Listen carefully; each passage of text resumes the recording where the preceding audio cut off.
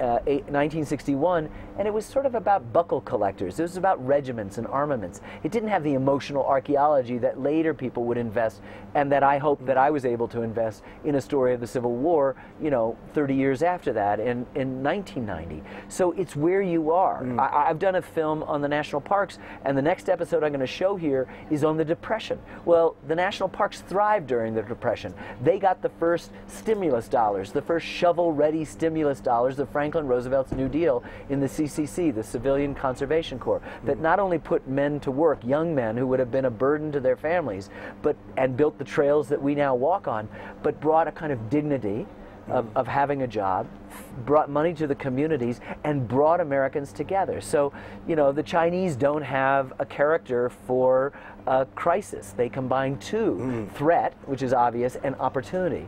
So I think right now, the way we engage history is the idea that we learn from conflicts of the past, and we try to translate or transform these crises into the essential element of opportunity and figure out how we might then be able to redirect the energies now. Because if we live in a journalistic moment, if we just scream at each other on cable TV, all you are doing is perpetuating the dialectic. And we're already too dialectically preoccupied. Everything's male, female, black, white, yes, no, up, down, hip, not, you know, east, west, north, south, and we forget to select for some mitigating wisdom that sees all. What Howard's saying is that having a historical perspective allows you to know not only where you've been, but where you are and where you're going. And then you make choices that are informed less by the passions of political, small p, political argument, which are nothing. They're and about something that